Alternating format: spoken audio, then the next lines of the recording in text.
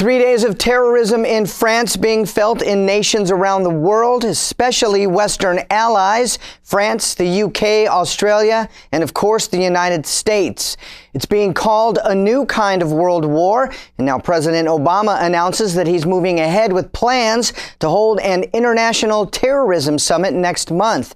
Because the Paris killings seem to be organized, carried out by a great deal of teamwork and training, several U.S. officials say they're concerned about a bigger risk of terrorist attacks. This anti-extremism summit was originally scheduled and then pushed back for some time now. It is back on the books with no real explanation from the White House. Well, surprise, surprise, the House of Representatives voted to approve the Keystone XL pipeline again. The question's on passage of the bill. Those in favor will say aye. Those opposed, no. Opinion of the chair, the ayes have it.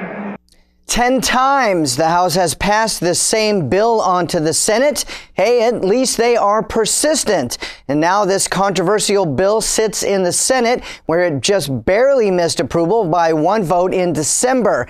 It is just the first of many battles brewing on Capitol Hill as President Obama vows to veto the bill if and when it does appear on his desk. The bill passed in a landslide, 266 to 153. In Washington, the new agenda for the minority, tax cuts. The Washington Post reports that senior Democrats are drafting an action plan calling for a massive transfer of wealth from the super rich, the top 1%, to the middle class.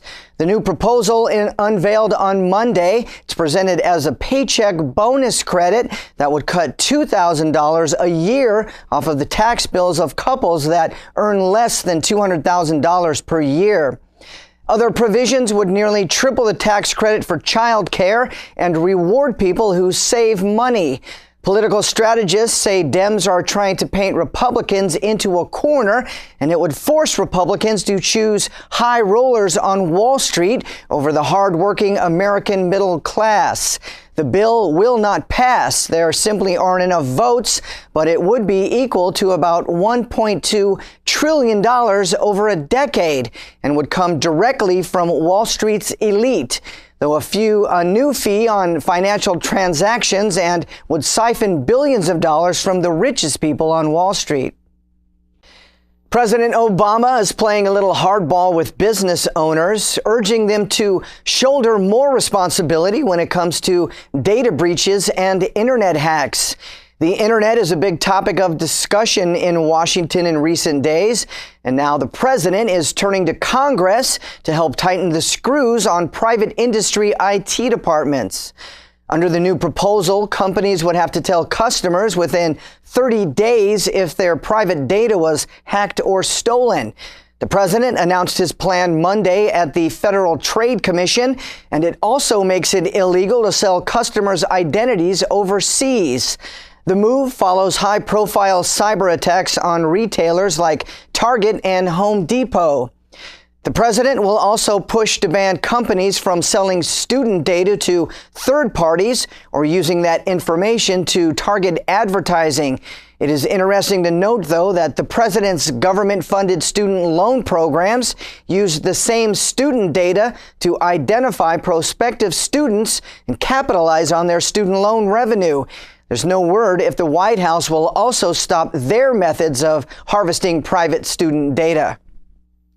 An attack in China this week left 6 so-called mobsters dead.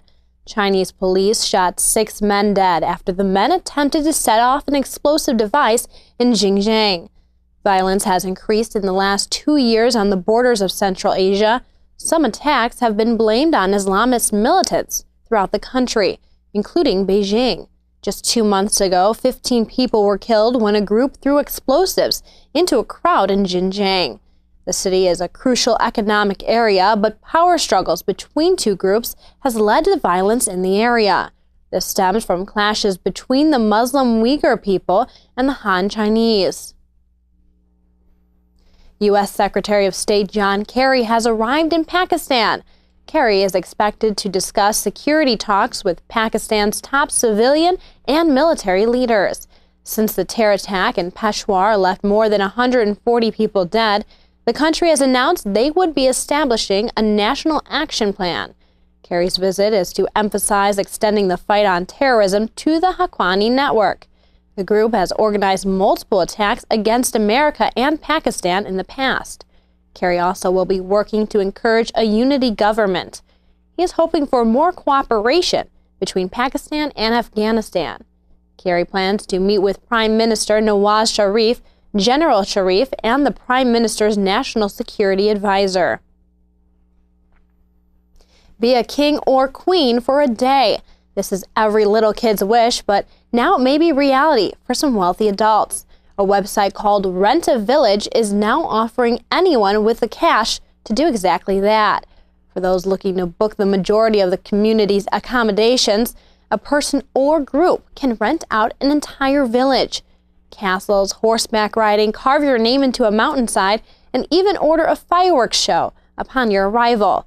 These are all just some examples of what you can get with the right amount of money.